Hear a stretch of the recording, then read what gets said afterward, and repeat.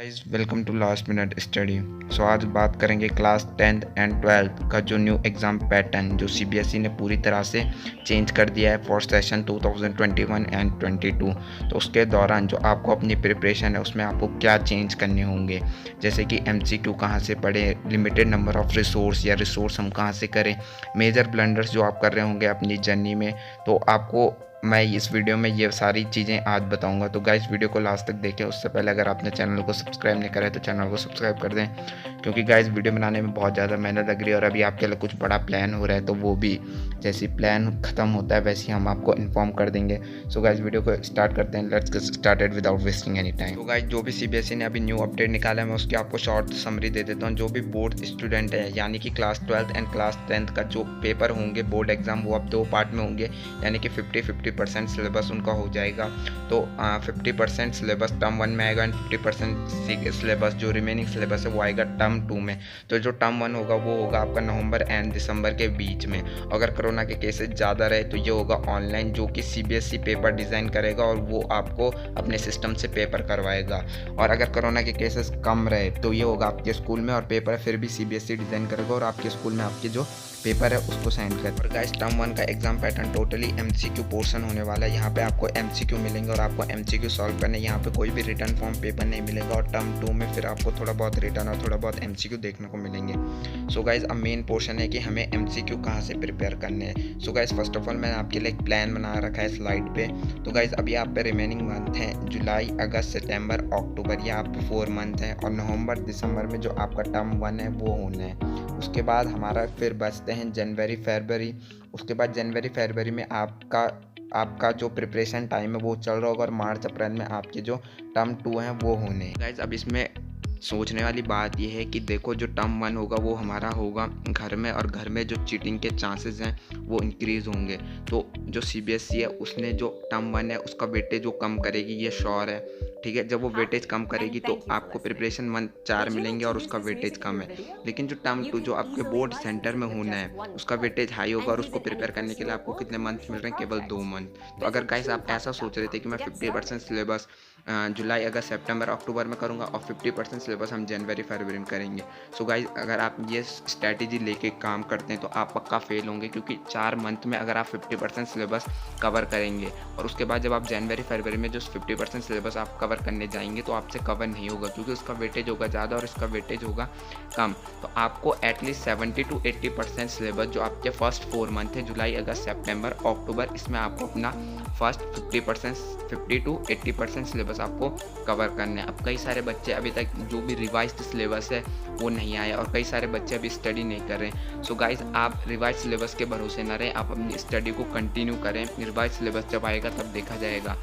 आपको पहले ही ज़्यादा पढ़ना है, पहले आपको 70 से 80% पढ़ना होगा। उसके बाद जो आपके लास्ट के 2 मंथ है आपको वहाँ पे कम पोर्शन छोड़ना होगा और आपको रिवाइज भी उस हिसाब से करना होगा। और गाइस अब बात आती है एमसीक्यू, क्योंकि आपके एमसीक्यू आएंगे तो आपको जो थ्योरी है उसमें आपको डिटेल पढ़ना होगा एमसीक्यू वगैरह, और अब आपको डेरिवेशन वगैरह के पीछे ज़्यादा नहीं भागना पड़ेगा। अब आपको एमसीक्यू की प्रैक्टिस कहाँ से करनी है और आपको किस टाइप के एमसीक्यू देखने को मिलेंगे, अब इस बारे में बात करें। अब हमारा जो एमसीक्यू बेस्ड पेपर है वो 2 टाइप में आएगा। 2 टाइप के आपको एमसीक्यू देखने को मिलेंगे। फर्स्ट मिलेंगे case based study question. Case based study question में क्या होगा, आपको एक पैराग्राफ दिया जाएगा, उसमें आपको अपनी अंडरस्टैंडिंग के बेस पे कुछ क्वेश्चन पूछे जाएंगे। फर्स्ट ऑफ ऑल आपको उस पैराग्राफ को अंडरस्टैंड करना है और आपकी अंडरस्टैंडिंग बेस पे आपको क्वेश्चन पूछे जाएंगे और 4 ऑप्शन दिया जाएगा, आपको वहाँ पे सही ऑप्शन लिख के आना है। तो ये आपको टोटली वो अंडरस्टैंडिंग पे बेस्ड है।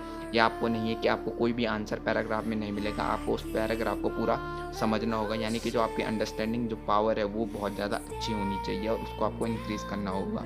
सेकंड हमें असर्शन रीजन टाइप क्वेश्चन आएंगे। हमको एक असर्शन दे देगा, एक रीज़न दे देगा, पूछेगा क्या असर्शन ट्रू है या रीज़न ट्रू है, या बोथ ट्रू है या असर्शन ट्रू है या रीज़न फॉल्स है। ऐसा करके आपको 4 ऑप्शन दिए होंगे और इसमें भी आपको सही ऑप्शन पे करेक्ट करना है। तो असर्शन रीज़न पे आपको प्रैक्टिस करनी होगी और आपको पर चैप्टर, जैसे मान लो लाइट चैप्टर ले लो, लाइट चैप्टर के आपको 50 एमसीक्यू, फिर ह्यूमन आई के 50 MCQ, केमिकल रिएक्शन के 50 MCQ, ऐसा आपको करना है। और ऐसी क्लास 12 वालों के लिए अब आपके दिमाग में एक बात क्लियर हो गई होगी कि आपको MCQ प्रैक्टिस करनी है, लेकिन अब आपके दिमाग में एक और डाउट आ रहा होगा कि आपको MCQ कहाँ से प्रिपेयर करने हैं। तो गाइस MCQ आप कोई भी पब्लिशर की बुक खरीद सकते हैं, और ज़्यादातर अभी जो पब्लिशर की बुक है वो आई नहीं, क्योंकि अभी जो रिवाइज सिलेबस है वो आया ही नहीं, और जब वो रिवाइज सिलेबस आएगा तब प्रिंटिंग होगी, तब आपके मार्केट में लॉन्च होगी।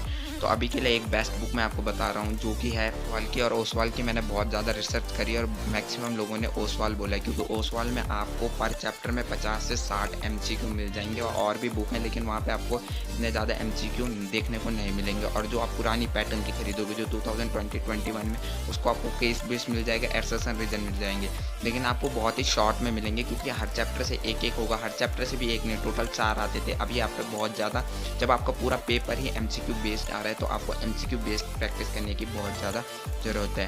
अब हमारी नेक्स्ट टिप है प्रायोरिटी। अब आपको गाइस आपको खुद डिसाइड करना है, अब आपके जो 4 मंथ्स हैं उसको आपको किस तरह से प्रायोरिटी देनी है।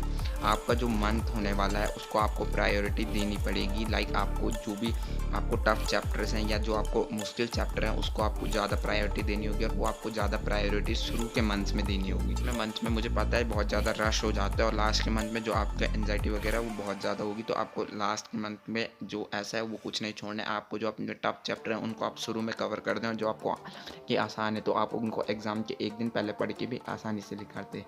और दूसरी बात है प्रॉपर शेड्यूल। अगर आपको प्रॉपर शेड्यूल प्लान करके नहीं चल रही, ये प्रायोरिटी वाली टिप से बहुत ज़्यादा रिलेटेड है।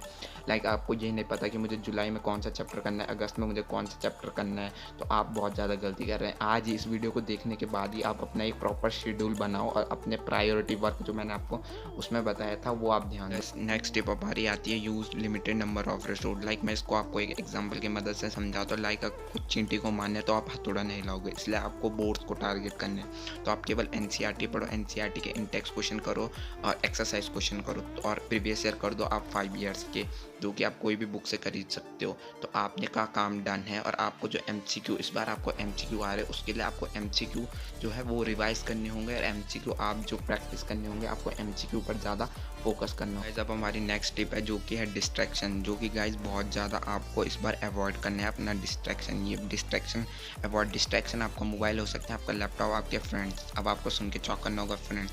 गाइज फ्रेंड्स भी डिस्ट्रैक्शन के हैं। जैसे आप पढ़ रहे हो तो आपको बुला दिया, चलना 1 घंटे चिल आउट करते हैं, तो आपने जो 1 घंटा वेस्ट करा है उसकी जो वैल्यू है वो आप अभी नहीं समझोगे, उसकी वैल्यू आप समझोगे एग्ज़ाम टाइम में या आने वाले 3-4 साल में। तो आपको डिस्ट्रैक्ट बिल्कुल नहीं होना है। अभी आप पे 4 मंथ है, आपको बिल्कुल जो भी दुनिया से कटना तो नहीं है अभी भी, मतलब अपनी सोशल लाइफ पे ज़्यादा इम्पैक्ट तो नहीं पड़ता 10th के उससे, ये मैं बता रहा हूँ। 10th के क्या 12th बड़े बड़े एग्जाम के उससे नहीं पड़ता, लेकिन आपको अभी थोड़ा फोकस्ड रहना है। और अभी आपको 4 मंथ आपको अच्छे से प्रिपेयर करने हैं, और 4 मंथ में आपको 60 to 70% आप सिलेबस कर दो, और रिवाइज 6 to 7 टाइम्स, ये तो मैंने आपको बता दिया।